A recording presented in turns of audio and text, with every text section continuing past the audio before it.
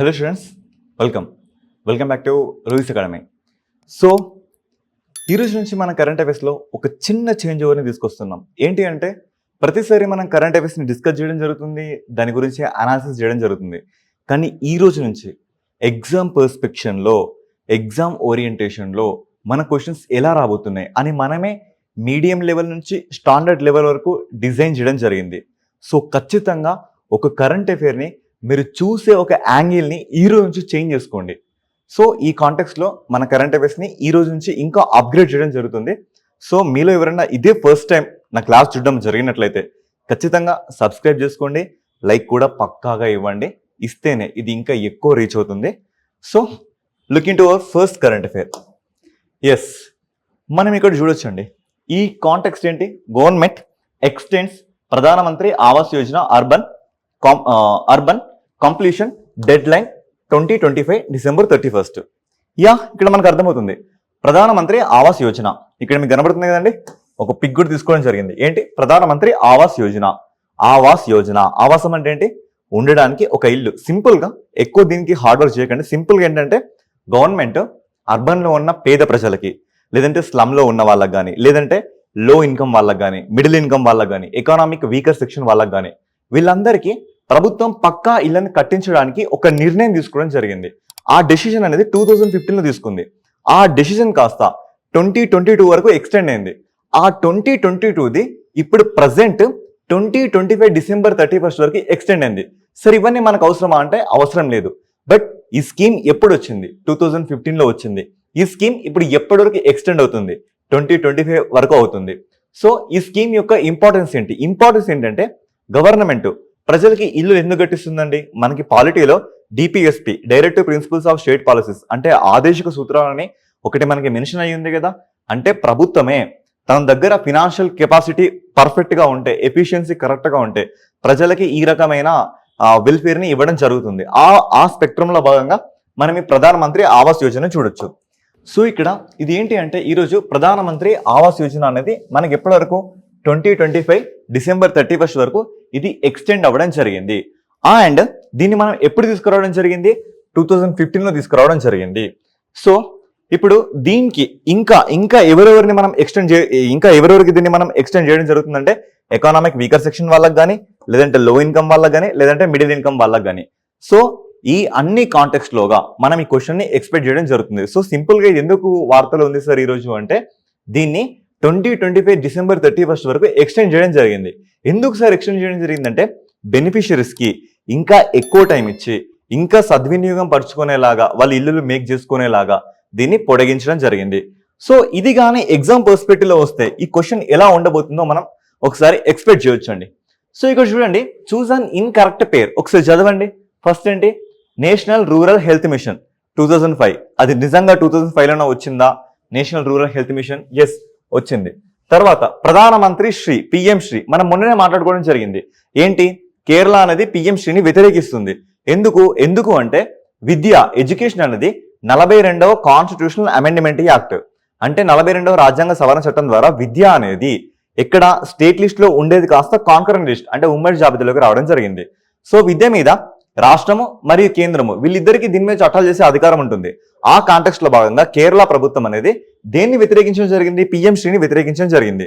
మరి ఈ స్కీమ్ అనేది 2022లోనే వచ్చిందా అంటే అవును, వచ్చింది. తర్వాత ప్రధానమంత్రి ఆవాస్ యోజన అర్బన్, ఇప్పుడే కదా మనం మాట్లాడుకునే దీని గురించి, ప్రధానమంత్రి ఆవాస్ యోజన అర్బన్ గురించి. ఎప్పుడు వచ్చింది ఇది? 2016. సరే, ఆగండి కాసేపు. నెక్స్ట్ ప్రధానమంత్రి ఫసల్ బీమా యోజన. ఏంటండి ఇదేంటి అంటే క్రాప్స్ కి ఇన్సూరెన్స్ లాంటిది. అంటే ఇప్పుడు మనం క్రాప్స్ పండిస్తాం, వర్షాకాలంలో ఫ్లడ్స్ వల్ల కానీ, లేదు అంటే ఇంకెలాంటి కలామిటీస్ వల్ల కానీ ఆ పంటలు మన చేతికి రాకుండా వెళ్ళిపోతాయి. సో ఈ కాంటెక్స్ట్ లో భాగంగా మనం పంటల మీద కూడా మనం ఏంటి ఇన్సూరెన్స్ తీసుకోవడం జరుగుతుంది. సో ఇది 2016లో వచ్చిందంటే ఎస్, ఇది 2016లో వచ్చింది. మరి ప్రధానమంత్రి ఆవాస్ యోజన అర్బన్ నిజంగానే 2016లో వచ్చిందా? ఎస్, మీకు ఇప్పుడే చెప్పాను కదండి. చూడండి, ఇది ఎప్పుడు వచ్చింది? 2015 జూన్లో వచ్చింది. సో మనకి ఈ రకంగా కరెక్ట్ పేరు లేదా ఇన్కరెక్ట్ పేర్లు అడగడం జరుగుతుంది. అంటే సరి అయిన జత, సరికాని జత. ఇది అండి ఎగ్జామ్ లో ఇలాంటి క్వశ్చన్స్ పెడతాయి. లేదు అంటే ఇంకా క్వశ్చన్ ని కఠినతరం చేయాలంటే ఇంకొక 5 ఇచ్చేసి MG NREGA, Mahatma Gandhi national rural employment guarantee programme, ఇది ఏ సంవత్సరంలో వచ్చింది, ఇది 2005 లో వచ్చింది. ఇలా ఇలా ఇలా వాళ్ళకి రకరకాలుగా ఎన్ని రకాలు చూస్తే అన్ని రకాలైన చట్టాలని కానీ లేదా స్కీమ్స్ ని కానీ ఈ కాంటెక్స్ట్ లో అంటే క్రోనాలజీ లేదంటే ఇంకా ఏ రకంగా సరే క్వశ్చన్స్ ని అడగడం జరుగుతుంది. Okay, look in to another current affair. Yes, మీకు ఇక్కడ కనబడుతుంది. ఈయన ఎవరండి? ప్రహ్లాద్ జోషి. ఈయన ఎవరు అంటే మన దేశానికి food and consumer affairs minister. ఇక్కడ కాంటెక్స్ట్ ఏంటి అంటే, ఎస్ ఇక్కడ మీరు చూడొచ్చు, ఒకటి డీపర్ దర్పణ్ అంటే depot Darpan. Okay, next digital platform ఏంటి? అన్నమిత్ర, అన్న సహాయత. ఒకటి ఏంటి అంటే డిపో దర్పణ్ అండి. ఇది ఏంటి అంటే దిస్ ఇస్ ఆ వెబ్ పోర్టల్. ఇది ఒక వెబ్ పోర్టల్ అంటే వెబ్సైట్ లాంటిది. తర్వాత అన్నమిత్ర అండ్ అన్న సహాయత. ఈ రెండు mobile apps. But first thing వచ్చేసి ఇది ఒక వెబ్సైట్ అండి. ఈ మూడు 3 ఇనిషియేటివ్స్ ని ఈ రోజు లాంచ్ చేయడం జరిగింది. ఎవరు లాంచ్ చేయడం జరిగింది? ప్రహ్లాద్ జోషి ఏంటి మన దేశానికి ఇప్పుడు ఫుడ్ అండ్ కన్స్యూమర్ అఫేర్స్ యొక్క మినిస్టర్.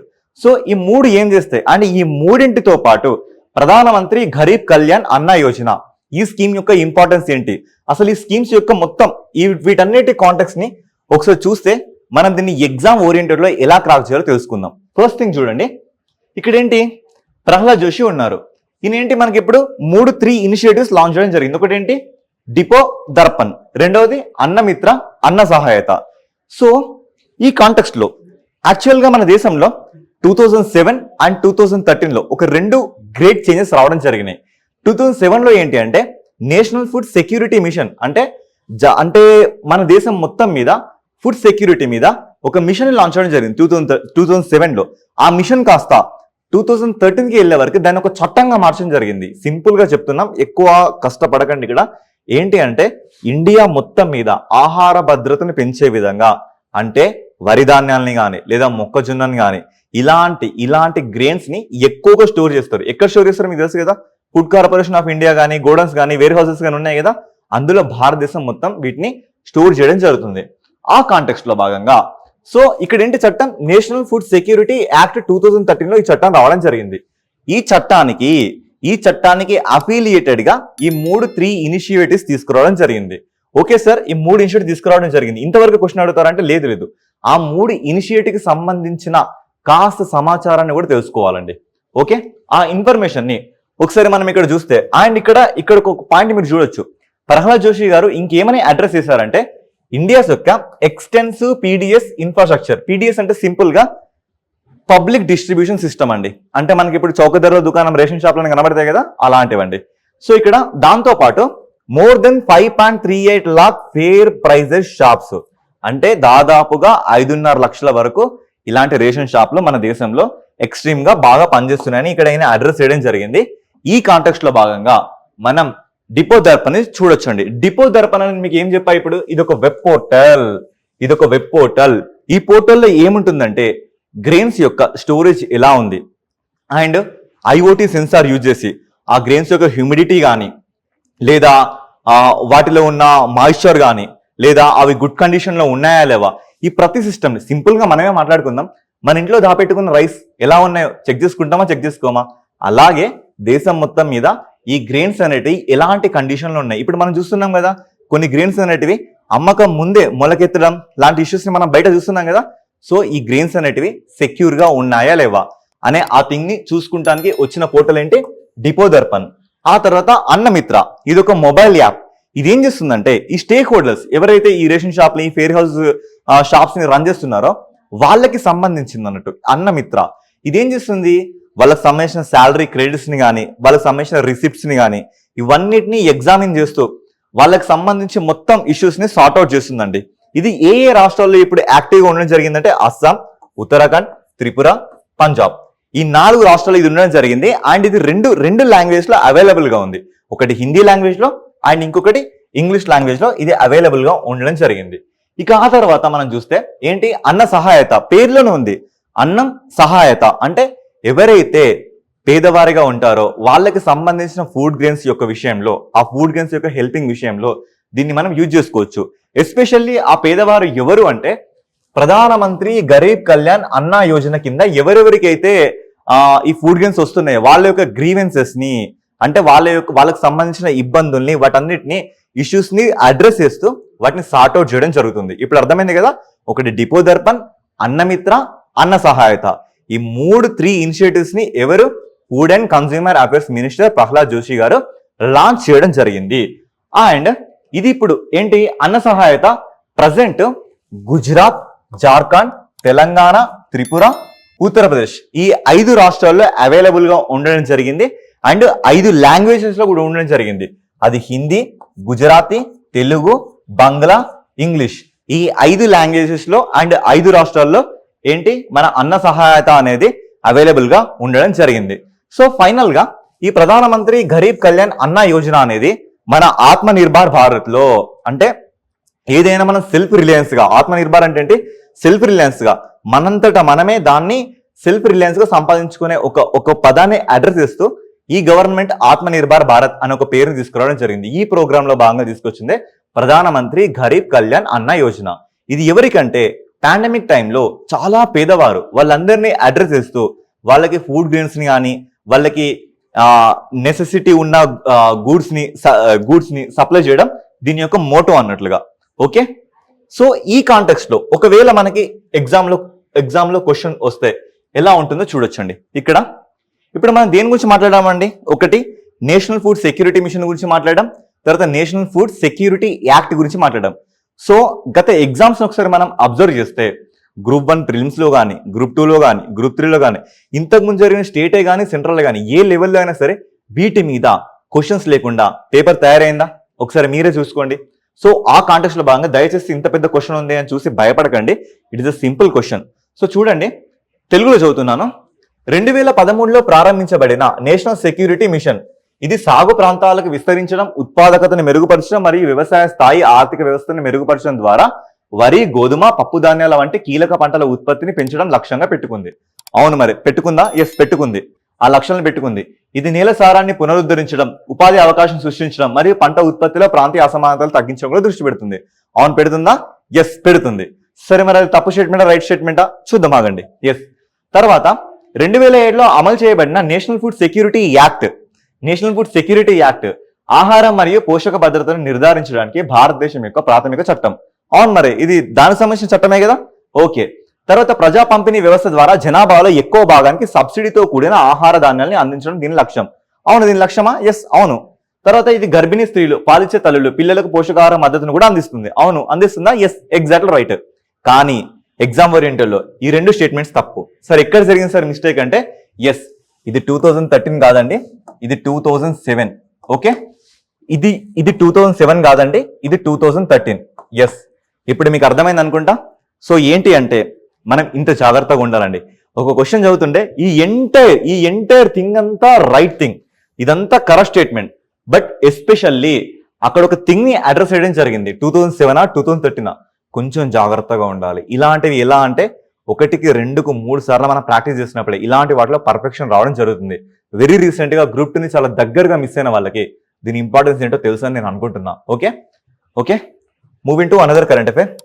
ఎస్, ఇక్కడ మనం చూడొచ్చు గుడ్ సమారిటన్ లేదా రహవీర్ ఏంటి అంటే, ఇప్పుడు మనందరికి ఒక సింపుల్ ఇష్యూ తెలుసు అండి. ఏంటి అంటే, ఫర్ ఎగ్జాంపుల్ రోడ్ మీద ఒక యాక్సిడెంట్ జరిగిన వెంటనే మనందరికీ హెల్ప్ చేయాలనే ఒక క్యూరియాసిటీ ఉంటుంది. బట్ హెల్ప్ చేస్తే పోలీస్ స్టేషన్కి వెళ్ళాలి, ఎఫ్ఐఆర్ రాయాలి, ఇదంతా బాధ మాకు ఎందుకు అనే ఒక్క పర్స్పెక్టివ్ లో హెల్ప్ చేయాలనే థింగ్ ఎంతో మందికి ఉన్నా హెల్ప్ చేయకుండా ఉన్న సిచ్యువేషన్స్ మనం కళ్ళ ముందు చూసాం కదా. సో ఈ ఇష్యూని అడ్రస్ చేస్తూ మధ్యప్రదేశ్ గవర్నమెంట్ ఎస్పెషల్లీ ఇక్కడ చూడండి, Indore police introduces good Samaritan to encourage residents to help road accident victims. ఇక్కడ మీకు కనబడుతుంది కదా, లైక్ ఇట్లా. సో ఇలా చేస్తే మనకి ఏం జరుగుతుందంటే సింపుల్ గా ఎవరైతే ఇలా ప్రాణాలు పోయి, అంటే దాన్ని ఏమంటారు, గోల్డెన్ అవర్స్ అంటారు కదండి. యాక్సిడెంట్ జరిగిన వెంటనే సకాలంలో వైద్యం అందించకపోవడం వల్ల చాలా మంది చనిపోతున్నారు కదా. సో ఈ ఇష్యూని అడ్రస్ చేస్తూ ఎవరైతే ఇలా హెల్ప్ చేస్తారో వాళ్ళకి పోలీస్ తరపున ఎలాంటి ఇష్యూస్ ఉండవు. అండ్ అలా ఎవరైతే దీన్ని హెల్ప్ చేస్తారో వాళ్ళకి అప్రాక్సిమేట్లీ 25,000 వరకు రివార్డ్ కూడా ఇవ్వడం జరుగుతుంది. ఇలా చేయడం వల్ల ఖచ్చితంగా హెల్పింగ్ నేచర్ పెరుగుద్ది కదా. ఎస్, అబ్సల్యూట్లీ పెరుగుద్ది. ఆ ఇష్యూస్ ప్రకారంగా మనం దీన్ని చూడడం జరుగుతుంది. సో అదే ఇష్యూ ప్రకారంగా ఎవరైతే 108కి ఫోన్ చేయడం కానీ, లేదంటే ఫస్ట్ ఎయిడ్ చేయడం కానీ, ఇలా చేసేవారిని రహవీర్ లేదా గుడ్ సమారిటన్స్ అంటే మంచి ప్రాణదాతలు అన్నట్లుగా మనం దీన్ని తీసుకోవచ్చు. సో ఇప్పుడు ఇక్కడ దీని పర్స్పెక్టివ్ లో మన క్వశ్చన్స్ ని ఎలా ఎక్స్పెక్ట్ చేయొచ్చు అంటే ఒక్కసారి మనం ఇక్కడ చూడండి, రాణి అహల్యాబాయ్ ఇంటర్నేషనల్ ఎయిర్పోర్ట్ ఎక్కడ ఉంది? ఇండోర్లోనా, నాగ్పూర్లోనా, వడోదరలోనా, పూణేలోనా? సార్ అసలు రహవీర్ అనే స్కీమ్ కి ఈ క్వశ్చన్ కి ఏమైనా సంబంధం ఉందా అంటే ఎస్, అప్పుడప్పుడు సంబంధం ఉండకపోవచ్చు, కానీ అక్కడ ఇండోర్ అనే ఒక ఇష్యూని మనం అడ్రస్ చేయడం జరిగింది. ఇండోర్, ఆ ఇండోర్ నుంచి హిస్టరీకి తీసుకెళ్ళి క్వశ్చన్స్ అడిగే ఛాన్సెస్ ఉన్నాయండి. ఇక్కడ మనం చూడొచ్చు ఏంటి అంటే హోల్కర్. ఇక్కడ నేను రాసిన ప్రతి ఊరు అనేది ఇది మరాఠాలో సర్దార్స్ కి సంబంధించిందండి. ఏంటి అంటే మరాఠా మనకి ఎన్ని సర్దార్స్ గా ఉండడం జరిగింది? ఒకటి పూణే, మరొకటి వడోదర, మరొకటి నాగ్పూర్, తర్వాత గ్వాలియర్, ఆ తర్వాత ఇండోర్. ఈ రకంగా మనకి 5 సర్దార్లుగా ఇది డివైడ్ అవ్వడం జరిగింది. సో ఇండోర్ కి చెందిన వాళ్ళని మనం ఏమని పిలవడం జరుగుతుంది? హోల్కర్స్ అని పిలవడం జరుగుతుంది.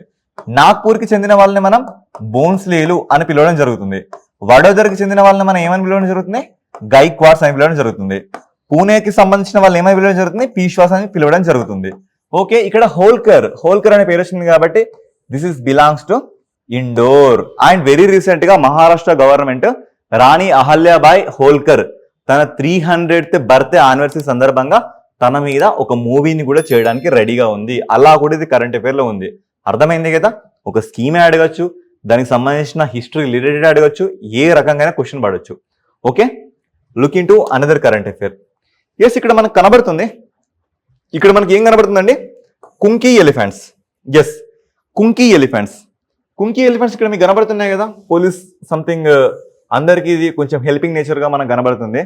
సో ఇక్కడ కుంకీ ఎలిఫెంట్ ఏంటి అంటే వెరీ రీసెంట్ గా ఆంధ్రప్రదేశ్ గవర్నమెంట్ కర్ణాటక నుంచి 4 కుంకీ ఎలిఫెంట్స్ తీసుకురావడం జరిగింది. యాక్చువల్ గా కుంకీ అంటే మీనింగ్ ఏంటి అంటే ఇది పర్షియన్ లాంగ్వేజ్ లో హెల్పర్, ఎవరైతే సహాయం చేస్తారో ఆ సహాయకుడిని మనం అడ్రస్ చేసే పదాన్ని కుంకీ అనడం జరుగుతుంది. సో ఈ కుంకీ ఎలిఫెంట్స్ ఏం చేస్తాయంటే సింపుల్ గా ఏదైనా ప్రాబ్లం కానీ, డేంజర్ జోన్ కానీ, ఇంకేమున్నా సరే ఇవి ఓవర్ రియాక్ట్ అంటే మిగతా యానిమల్స్ లాగా ఓవర్ రియాక్ట్ కావండి. ఆ సిచ్యువేషన్ ని అర్థం చేసుకొని దానికి తగ్గట్టుగా మూవ్ అయి అక్కడున్న జనాన్ని కానీ, అక్కడున్న వేరే ఎనిమల్స్ ని కానీ వీటిని కాపాడే ఒక హెల్పింగ్ ఎలిఫెంట్స్ అండి ఇవి. అర్థమైంది కదా? ఒక హెల్పింగ్ నేచర్ ఉన్న ఎలిఫెంట్స్. వీటిని ఆంధ్రప్రదేశ్ కి తీసుకురావడం జరిగింది. సరే, ఇవి మనకి ఇంకెక్కడైనా కనబడతాయి అంటే అబ్సల్యూట్లీ ఇవి కేరళలో కనబడతాయి, తమిళనాడులో కనబడతాయి, అండ్ కర్ణాటకలో కనబడతాయి. ఓకేనా? ఈ కాంటెక్స్ట్ లో మనం ఈ కుంకి అనే ఎలిఫెంట్స్ చూడొచ్చు. ఇది ఏ లాంగ్వేజ్ సంబంధించింది? పర్షియన్ లాంగ్వేజ్ కి సంబంధించిన పదం. ఎక్కడికి రావడం జరిగింది? ఆంధ్రప్రదేశ్ కి రావడం జరిగింది. సో ఎంటైర్ ఈ కాంటెక్స్ట్ లో మనం ఈ కుంకి ఎలిఫెంట్స్ గురించి చూడొచ్చు. సో దీని మీద క్వశ్చన్ పడితే మనకి ఇలా పడుతుంది సార్. సింపుల్ గా చెప్పాలంటే ఇటీవల ఆంధ్రప్రదేశ్ గవర్నమెంట్ ఇది ఎస్పెషల్లీ ఏపీ కరెంట్ అఫైర్స్ కి రిలేటెడ్ అండి. వెరీ రీసెంట్ గా ఆంధ్రప్రదేశ్ గవర్నమెంట్ ఈ కుంకి ఎలిఫెంట్స్ ని ఎక్కడి నుంచి తీసుకురావడం జరిగింది? కర్ణాటకనా, కేరళనా, తమిళనాడా? ఇలా క్వశ్చన్స్ పడవచ్చు. సో ఇంకా దీని జాగ్రఫీకి రిలేట్ చేసి క్వశ్చన్ పడితే ఎలా పడుద్ది అంటే ఎస్, ఇక్కడ మీరు అబ్జర్వ్ చేయొచ్చు అండి. Which of the following related to కర్ణాటకకు సంబంధించిన థింగ్స్ ఏంటి కింద? అది బందీపూర్ నేషనల్ పార్కా, ముదుమలై నేషనల్ పార్కా, ముకుర్తి నేషనల్ పార్కా, సైలెంట్ వ్యాలీ నేషనల్ పార్కా, నాగర్హోల్ నేషనల్ పార్కా? ఇది ఓకే అండి, 102నా 103నా ఆలా ఇలా మనం అడ్రస్ చేయొచ్చు. కానీ ఇక్కడ చూడండి, ఇది యూపీఎస్సీ లెవెల్లో పడతాయండి ఇలాంటి. ఓన్లీ 2 కర్ణాటక రిలేటెడా, ఓన్లీ 1 కర్ణాటక రిలేటెడా, ఓన్లీ 3 కర్ణాటక రిలేటెడా, ఆల్ కర్ణాటక రిలేటెడా? సో ఇలాంటి క్వశ్చన్స్ పడ్డప్పుడు మనకి ఖచ్చితంగా జాగ్రఫికల్ లొకేషన్ పరంగా అవి ఎక్కడ ఉన్నాయో తెలియాల్సిన ఒక ఇంపార్టెన్స్ కానీ, ఒక ఎమర్జెన్సీ కానీ మనకి ఎంతో ఉంది. సో ఇప్పుడు మనం అబ్జర్వ్ చేస్తే ఇక్కడ చూడండి, బందీపూర్ నేషనల్ పార్క్ ఇది ఎక్కడ ఉందండి? ఇది కర్ణాటకలోనే ఉంది. ఎస్. అదేవిధంగా ముదుమలై నేషనల్ పార్క్ ఇది ఎక్కడ ఉందండి? ఇది తమిళనాడులో ఉంది. అదే ముకుర్తి నేషనల్ పార్క్ ఇది కూడా తమిళనాడులో ఉంది. సైలెంట్ వ్యాలీ నేషనల్ పార్క్ ఇది కేరళలో ఉంది. ఆ తర్వాత నాగర్హోల్ నేషనల్ పార్క్ ఇది కర్ణాటకలో ఉంది. చెప్పండి, how many related to Karnataka? చూడండి, కర్ణాటక రిలేటెడ్ ఎన్ని ఇష్యూస్ ఉన్నాయి? 2 ఇష్యూస్ ఉన్నాయి. So which of the following is right? Only two is right. అర్థమైంది అనుకుంటా కదా? ఇది టఫెస్ట్ లెవెల్ కాదండి, ఆ టఫెస్ట్ లెవెల్ క్వశ్చన్ అన్నట్టు. సో ఇక్కడ మనకి తెలిసిన వస్తే పర్లేదు, మరి తెలియని వస్తే ఏం చేయాలి? సో ఇందుకోసమనే ఖచ్చితంగా జాగ్రఫీలో మ్యాప్ పాయింటింగ్స్ని వాడండి. మ్యాప్ పాయింటింగ్స్ని వాడండి, అడ్రస్ చేయండి, ప్రాక్టీస్ మోర్ ప్రాక్టీస్ చేయండి. Okay, next current affair. Yes, ఇక్కడ మనకు కనబడుతున్నాయి ఏషియాటిక్ లయన్స్ అండి. ఇవన్నీ ఏషియాటిక్ లయన్స్. ఇవన్నీ ఎక్కడ నుండి జరుగుతుందంటే ఎస్పెషల్లీ గుజరాత్లో జూనాగఢ్ లేదా సౌరాష్ట్ర అనే ఈ ఏరియాలో ఇవి ఎక్కువగా ఉండడం జరుగుతుంది. ఎస్పెషల్లీ ఆ ప్లేస్ని ఏమంటామంటే గిర్ రేంజ్ అంటాం. Yes, Gir range. మనకి హిస్టరీ రిలేటెడ్లో పాటుగా చూస్తే గిర్నార్ ఇన్స్క్రిప్షన్ ఎవరు వేయడం జరిగింది అనే క్వశ్చన్ కూడా మనం అడ్రస్ చేయొచ్చండి ఇక్కడ. సో ఇదంతా ఎక్కడుందంటే గిర్లో ఉండడం జరిగింది. ఈ గిర్కి సంబంధించిన ఈ సింహాలని మనం ఏమంటున్నామంటే ఏషియాటిక్ లయన్స్ అంటున్నాం. ఒకసారి మీకు దీన్ని జాగ్రఫికల్ మ్యాప్గా చూపించడం జరుగుతుంది చూడండి. ఇప్పుడు మనకి ఇలా ఉండడం జరుగుతుంది. ఇదంతా ఏంటంటే గుజరాత్, ఇదంతా మధ్యప్రదేశ్, ఇదంతా మహారాష్ట్ర. ఎస్పెషల్లీ ఈ గిర్ రేంజ్ అనేది ఇది అండి, ఇదంతా గిర్ రేంజ్. సో మనకి ఈ ఏషియాటిక్ లయన్స్ అనేవి ఇక్కడున్న ఈ కోస్టల్ రేంజ్ లో కూడా కనబడడం జరుగుతుంది, ఈ గిర్ రేంజ్ లో కూడా కనబడడం జరుగుతుంది. సంవాట్ మహారాష్ట్రకి ఎక్స్పాండ్ అవ్వచ్చు, సంవాట్ మధ్యప్రదేశ్కి ఎక్స్పాండ్ అవ్వచ్చు. వెరీ రేర్ కేస్ లో ఇక్కడ రాజస్థాన్ వరకు కూడా ఎక్స్పాండ్ అయ్యే ఛాన్సెస్ ఉన్నాయండి. ఓకే, సో సార్ ఎందుకు ఇప్పుడు గిర్ ఓకే వచ్చింది, బాగానే ఉంది. ఈ గిర్కి సంబంధించిన ఏషియాటిక్ లయన్స్ అనేవి ఎందుకు వచ్చాయంటే వెరీ రీసెంట్ గా 16th census of Gir Asiatic Lions అంటే 16వ జనాభా లెక్కలు, వేటి జనాభా లెక్కలు, సింహాల జనాభా లెక్కలు రావడం జరిగింది. ఈ జనాభా లెక్కల ప్రకారంగా ఇవి ఎంత పర్సెంట్ అప్సర్జ్ అంటే ఇంతకు ముందు ఉండేదానికంటే ఇప్పుడు ఎంత పర్సెంట్ పెరిగాయి. ఇంతకు ముందు 30, ఇప్పుడు 32% వీటి గ్రోత్ రేట్ ఉండడం జరిగింది. ఇంతకు ముందు ఎంత అంటే 674 ఉండడం జరిగింది. ఎంత 674 ఉండడం జరిగింది. వీటికి 32% ఇవి అబ్సర్వ్ అవడం జరిగింది. Which means now they became 891 Lions. ఇప్పుడు మీకు అర్థమైంది అనుకుంటా. ఒకప్పుడు 674 ఉండేటివి 32% హైక్ అవడం వల్ల ఇప్పుడు అవి 891 అవ్వడం జరిగింది. సో సాటిస్ఫై అంటే అబ్సల్యూట్లీ సాటిస్ఫై. వాటి యొక్క సెన్సెస్ కూడా చాలా గుడ్ కండిషన్ లో, గుడ్ హెల్తీగా ఉండడం కూడా జరిగింది. ఈ ఇష్యూని ఇక్కడ అడ్రస్ చేయడం జరిగింది. ఎస్పెషల్లీ ఈ సెన్సెస్ అనేవి మనం ఎవ్రీ 5 years కి ఒకసారి తీసుకోవడం జరుగుతుంది. ఎన్ని సంవత్సరాలకి? 4 years కాదండి, ఎవ్రీ 5 years కి ఒకసారి తీసుకోవడం జరుగుతుంది. అండ్ దాంతో పాటు వీటికి సంబంధించిన ఏరియా అంటే approximately 35 square kilometers and 58 తాలూకాస్ 11 districts లో ఉండడం జరుగుతుంది. సరే, ఇంపార్టెంట్ అంటే ఇవి ఏమీ అవసరం లేదండి. జస్ట్ ఎంత పర్సెంట్ ఇంక్రీజ్ ఉంది? 32% ఇంక్రీజ్ ఉంది. ఇంతకుముందు ఎంత ఉండే? 674 ఉండే. ఇప్పుడు ఎంతండి? 891 ఉంది. ఇవి మాత్రం మీరు ఖచ్చితంగా దీంట్లో నుంచి గుర్తుపెట్టుకోవాల్సిన థింగ్. ఆ తర్వాత వీటి హ్యాబిటేట్స్ అంటే ఇప్పుడు మనం చెప్పాం కదా, అది కోస్టల్ ఏరియాకి రావడం జరిగింది, అప్రాక్సిమేట్లీ 11 districts లో ఉండడం జరిగింది. ఈ రకంగా వాటి యొక్క ఎక్స్పాండెన్స్ జరుగుతుంది. ఓకే, ఈ ఎంటైర్ ఇష్యూ నుంచి మనం ఏ రకంగా క్వశ్చన్స్ ని ఎక్స్పెక్ట్ చేయొచ్చు అంటే ఇక్కడ మీకు అర్థమవుతుంది. సో తెలుగులో చదువుతాను వినండి. ఆసియా సింహం అంటే దీన్ని సైంటిఫిక్ నేమ్ వచ్చేసి ప్యాంథెరా లియో పెర్సికా. ఇది భారతదేశంలో మాత్రమే, ఓన్లీ ఇన్ ఇండియా. నేను మీకు చాలా సార్లు చెప్పానండి, ఇలాంటి పదాలు మాత్రమే ఓన్లీ ఇన్ ఇండియా.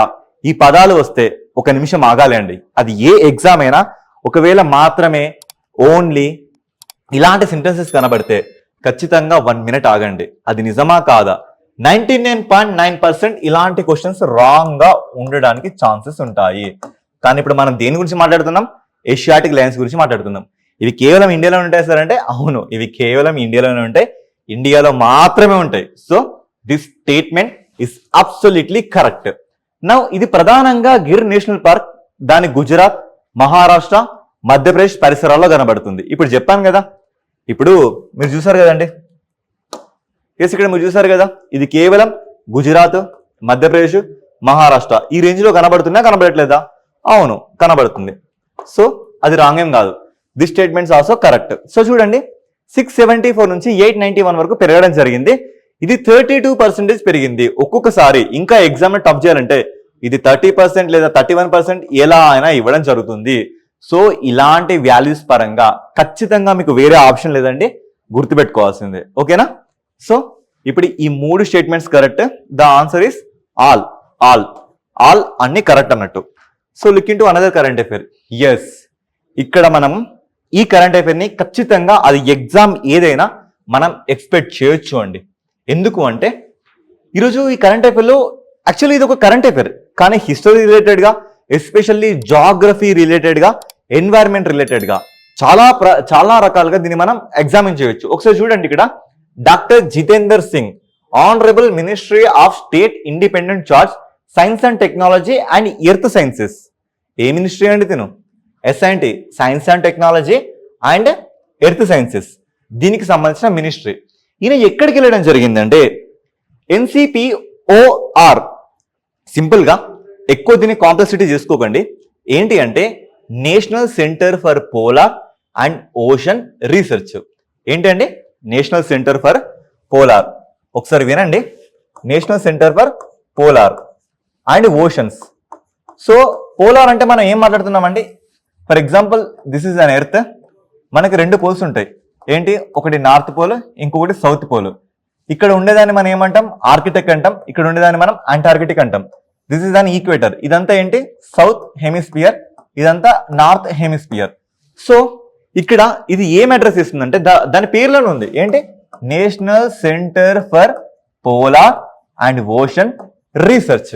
అంటే ఆ పోలార్ కి సంబంధించింది. ఆ తర్వాత ఈ సౌత్ హెమిస్ఫియర్ లో ఉన్న సముద్రాల అన్వేషణ, ఈ రెండిటికి సంబంధించిన ఒక సెంటర్ అండి. ఈ సెంటర్ ఎక్కడ లొకేట్ అయి ఉంది అంటే గోవాలో లొకేట్ అయి ఉండడం జరిగింది.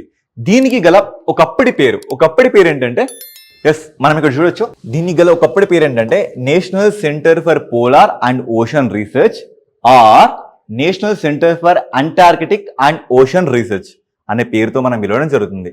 ఎస్పెషల్లీ ఈ ఈవెంట్ లో 2 న్యూ ల్యాబొరేటరీలని స్టార్ట్ చేయడం జరిగింది. ఒకటి సాగర్ అండ్ పోలార్, ఒకటి సాగర్ భవన్ అండ్ పోలార్ భవన్ అనే 2 నేమ్స్ తో ఇక్కడ 2 న్యూ ల్యాబొరేటరీస్ ని లాంచ్ చేయడం జరిగింది. ఏంటంటే అవి ఒకటి సాగర్ భవన్ అండ్ పోలార్ భవన్. ఈ రెండింటిని ఇక్కడ లాంచ్ చేయడం జరిగింది. సో మనకి పేర్లోనే ఉంది. ఏంటి? ఒకటి సాగర్ భవన్. సాగర్ భవన్ మీన్స్ సముద్రాలకు సంబంధించిన ఒక ల్యాబొరేటరీ.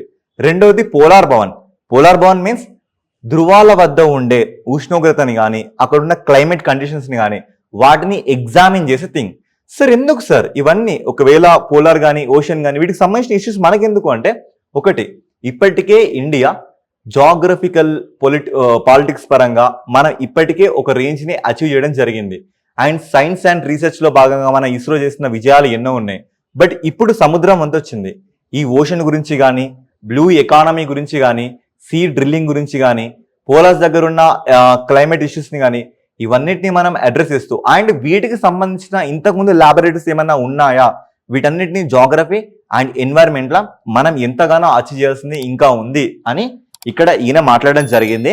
అండ్ దీంతో పాటు ఇప్పటికీ ఏంటి, ఈ NCPOR national centre for polar and ocean research ఇప్పటికీ ఏర్పడి 25 ఇయర్స్ పూర్తయింది. అందుకు దీని సిల్వర్ జూబ్లీ. అంటే ఇది 1998 లో ఇది ఎస్టాబ్లిష్ అవ్వడం జరిగింది. దీని సిల్వర్ జూబ్లీలో భాగంగా ఈయన ఇవన్నీ విషయాలను ఇక్కడ స్పీచ్ ఇవ్వడం జరిగింది. సో ఆ స్పెక్ట్రమ్ లో కొత్తగా తీసుకురాబడిన ఏంటి, ఒకటి సాగర్ భవన్ మరియు పోలార్ భవన్.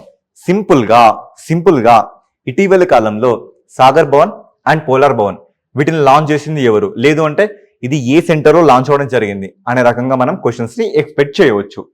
ఓకే, నెక్స్ట్ చూడండి. ఇదే కాంటెక్స్ట్ లో మనకి ఇప్పటికీ ఈ ఇండియా మన ఇండియా అనేది ఆర్కిటిక్ పాలసీ కానీ అంటార్కిటిక్ పాలసీ కానీ మనం 2022లో చేసుకోవడం జరిగింది. ఎప్పుడు చేసుకోవడం జరిగిందండి? 2020లో. ఇలాంటి క్వశ్చన్స్ చాలా చాలా ఇంపార్టెంట్ అండి. ఏంటి అంటే వీటికి ఎక్కువ ఆప్షన్స్ ఏముండవు. డైరెక్ట్ గా ఇటీవలి కాలంలో ఇండియా ఆర్కిటిక్ పాలసీ చేసింది, అది ఏ సంవత్సరం చేసింది, సింపుల్ గా పడతాయండి క్వశ్చన్స్. ఎలా అంటే నేను ఎస్టర్డే క్వశ్చన్స్ లో భాగంగా వీహబ్ అనేది ఎప్పుడు ఫామ్ అయిందని సింపుల్ క్వశ్చన్ చూడడం జరిగింది కదా, అలాంటి కాంటెక్స్ట్ లోనే ఇలాంటి క్వశ్చన్స్ కూడా పడతాయి. సో ఇది ఏం చేస్తుందండి, ఈ స్కీమ్ ఓకే ఈ చట్టం తీసుకురావడం జరిగింది. ఇది ఏం చేస్తుంది, సైన్స్ విషయంలో కానీ, ఎన్వైరన్మెంట్ విషయంలో కానీ, పోలార్ రేంజెస్ విషయంలో కానీ, ఆర్కిటిక్ లో కానీ అంటార్కిటిక్ లో కానీ ఉన్న క్లైమేట్ ని ఎగ్జామిన్ చేయడం విషయంలో కానీ ఇవన్నిటిని అడ్రస్ చేస్తూ తీసుకొచ్చిన ఒక చట్టం అండి. సో మనం ఎగ్జామ్ ఓరియంటేషన్ చూస్తే గ్రూప్ 2 కానీ గ్రూప్ 3లో కానీ ఇలాంటి వాటి మీద క్వశ్చన్స్ పేపర్ 1లో ఎస్పెషల్లీ పేపర్ 1లో అడగడం జరిగింది. సో ఖచ్చితంగా ఇది గుర్తుపెట్టుకోవాల్సిన ఇంపార్టెన్స్ మనకి ఎంతో ఉంది. ఓకేనండి, ఇప్పుడు మనం చూడొచ్చు ఇక్కడ మీరు చూడొచ్చండి, NCPOR national centre for polar and ocean research అనేది మనకు కనబడుతుంది. ఇది ఎక్కడ ఉందండి, గోవాలో ఉండడం జరుగుతుంది. అండ్ దీన్నే మనం ఇంకా షార్ట్ గా పోలార్ అండ్ ఓషన్ రీసెర్చ్ అనడం జరుగుతుంది, Arctic and Antarctic ocean research అని కూడా అనడం జరుగుతుంది. సో ఇప్పటి వరకు ఈ పోలార్ రీసెర్చ్ మీద మన దేశం అనేది మూడు పోలార్ రీసెర్చ్ సెంటర్ ని ఎస్టాబ్లిష్ చేయడం జరిగింది. ఆ 3 పోలార్ రీసెర్చ్ సెంటర్స్ ఏంటి అంటే ఇది కంప్లీట్ గా జాగ్రఫీ పర్స్పెక్టివ్ లో అండి. ఇది కంప్లీట్ గా జాగ్రఫీ పర్స్పెక్టివ్ లో మనం చూడొచ్చు. ఈ కాంటినెంట్ ఏంటి? ఇదంతా అంటార్కిటిక్. ఈ అంటార్కిటిక్ లో మనకి మైత్రి కనబడుతుంది, భారతి కనబడుతుంది, దక్షిణ గంగోత్రి కనబడుతుంది. సో ఇక్కడ మనం అడ్రస్ ఇస్తే India has three polar research stations ఉండడం జరుగుతుంది. ఒకటి అంటార్కిటిక్ లో, ఆ అంటార్కిటిక్ లో మైత్రి అండ్ భారతి. అదే ఆర్కిటిక్ లో హిమాద్రి. ఇక్కడ మీకు కనబడుతుంది హిమాద్రి అండి. ఈ హిమాద్రి ఈ 3 మనం పోలార్ స్టేషన్స్ ని పెట్టడం జరిగింది. సరే ఎందుకు సార్ ఈ పోలార్ స్టేషన్? ఇప్పుడే మనం మాట్లాడుకున్నాం కదా, భూమికి సౌత్ పోల్, నార్త్ పోల్ అని 2 పోల్స్ ఉంటాయి కదా. అక్కడున్న క్లైమేట్ సిచ్యువేషన్స్ అబ్జర్వ్ చేయడం కానీ, అక్కడ గ్లేషియర్స్ అనేవి ఎలా మెల్ట్ అవుతున్నాయి, ఈ ప్రతి ఒక్క విషయాల్ని అబ్జర్వ్ చేయడానికి, ఎగ్జామిన్ చేయడానికి మనం ఇలాంటి రీసెర్చ్ సెంటర్స్ ని పెట్టుకోవడం జరిగింది. అండ్ దాంట్లో భాగంగా ఇప్పుడు మనం దక్షిణ గంగోత్రి గురించి మాట్లాడుకోవడం జరుగుతుంది. ఇది 1983-84 లో ఏర్పడడం జరిగింది. This is the first scientific research base station. ఇవి 2 పోలార్ రీసెర్చ్ సెంటర్స్ అయితే, అండ్ ఇది కూడా పోలార్ రీసెర్చ్ సెంటర్ అయితే, ఇదొక్కటి మాత్రం first scientific research base station అండి. ఇది ఎక్కడ ఉండడం జరిగింది? అంటార్కిటిక్ లో ఉండడం జరిగింది. ఇది అప్రాక్సిమేట్లీ సౌత్ పోల్ కి 2500 కిలోమీటర్ దూరంలో ఉండడం జరిగింది. సరే ఇవన్నీ మాకు ఇంపార్టెంటా అంటే ఎస్, అబ్సల్యూట్లీ ఇంపార్టెంట్. బట్ ఇవి ఏవి కూడా కరెంట్ అఫైర్ రిలేటెడ్ కాదు. కానీ ఆ national centre for polar and ocean research 25 years 25 annuals లో భాగంగా డాక్టర్ జితేందర్ సింగ్ గారు మాట్లాడిన సందర్భంగా వీటన్నిటిని ఆయన మళ్ళీ తన స్పీచ్ లో ఎగ్జామిన్ అండ్ వాటన్నిటిని అడ్రస్ చేయడం జరిగింది. సో అడ్రస్ చేయడం జరిగిందంటే ఇవన్నీ దేంట్లో ఉండడం జరిగింది? ఎన్వైరన్మెంట్ అండ్ జాగ్రఫీ సబ్జెక్ట్ లో మనకు కనబడతాయి. సో ఇవి అండి ఇంపార్టెంట్. అండ్ ఈ కాంటెక్స్ట్ లో ఈ పోలార్ రీసెర్చ్ సెంటర్స్ ఎప్పుడు ఎస్టాబ్లిష్ అయ్యాయి? అదే మైత్రి అయితే 1989 లో ఎస్టాబ్లిష్ అయింది, భారతి 2012 లో ఎస్టాబ్లిష్ అయింది, హిమాద్రి 2008 లో ఎస్టాబ్లిష్ అయింది, దక్షిణ గంగోత్రి అయితే 1983-84 లో ఎస్టాబ్లిష్ అవ్వడం జరిగింది. సో ఈ కాంటెక్స్ట్ లో మనం ఒక ఎగ్జామ్ లో ఒక క్వశ్చన్ ని ఎక్స్పెక్ట్ చేస్తే అది మనకి ఎలా కనబడుతుందంటే ఎస్, ఇలా కనబడుతుందండి. ఎలా? Arrange in chronology order. దక్షిణ గంగోత్రి ముందా, భారతి ముందా, మైత్రి ముందా, హిమాద్రి ముందా? అర్థమైంది కదా. ఇప్పుడే మీరు చూసారు దక్షిణ గంగోత్రి ఎప్పుడండి? 1983లో. చూడండి తర్వాత మైత్రి ఎప్పుడండి? మైత్రి వచ్చేసి 1989లో. తర్వాత చూడండి ఏంటి? భారతి ఎప్పుడండి? భారతి 2012లో. ఆ తర్వాత హిమాద్రిని కూడా చూడండి, హిమాద్రి ఎప్పుడండి? ఇది 2008లో. సో ఇప్పుడు మీరే అడ్రస్ చేయండి క్రోనాలజీ ఆర్డర్ లో, కాలానుక్రమంగా అమర్చండి అన్నారు. ఫస్ట్ థింగ్ ఏంటంటే ఏ రావడం జరుగుతుంది, సెకండ్ థింగ్ మైత్రి రావడం జరుగుతుంది, థర్డ్ థింగ్ 4 రావడం జరుగుతుంది. ఇక మిగతాది ఏంటి? 2, 1 3 4 2. This option is correct. So I hope మీకు అర్థమైంది అనుకుంటా. ఈ రోజు నుంచి కరెంట్ అఫైర్స్ ని సింపుల్ గా ఎక్స్ప్లెయిన్ చేస్తూ కాంప్లెక్సిటీ రేంజ్ లో ఇవి ఒకవేళ క్వశ్చన్స్ ఎగ్జామ్ లో వస్తే ఎలా మనకి అడ్రస్ అవుతున్నాయి అనే పర్స్పెక్టివ్ లో ఈ కరెంట్ అఫైర్స్ ని ఇప్పటి నుంచి డిజైన్ చేయడం జరిగింది. ఇంకా మీకు ఏమైనా సజెషన్ ఇవ్వడం జరిగినట్లయితే, ఒకవేళ ఇవ్వాలని మీరు అనుకున్నట్లయితే ఖచ్చితంగా కింద కామెంట్ చేయండి. మీకు ఎలాంటి కైండ్ ఆఫ్ కావాలి. అండ్ తెలుగులో కూడా ఇవ్వడం జరుగుతుందండి. టెలిగ్రామ్ లో ఇచ్చిన PDF లో వీటికి సంబంధించిన ఇష్యూస్ ని మేము తెలుగులో కూడా అడ్రస్ చేయడం జరుగుతుంది. అండ్ ఎస్టర్డే క్వశ్చన్ ఏంటంటే which of the following countries do not touch the equator in south America? నేను మనం మాట్లాడుకున్నాం కదా, ఇది ఈక్వేటర్ అండి. ఈ ఈక్వేటర్ కొలంబియన్ టచ్ అవుతుంది, ఈక్వెడార్ టచ్ అవుతుంది, బ్రెజిల్ టచ్ అవుతుంది, కానీ పెరూని టచ్ అవ్వట్లేదు. కరెక్ట్ ఆన్సర్ ఏంటి? పెరు అండి. తర్వాత విహబ్ విమెన్ ఎంటర్‌ప్రెన్యూర్‌షిప్ అని మాట్లాడుకున్నాం కదా, ఇది ఎప్పుడు? 2017లో దీన్ని ఎస్టాబ్లిష్ చేయడం జరిగింది. సో ఇది ఈరోజు కరెంట్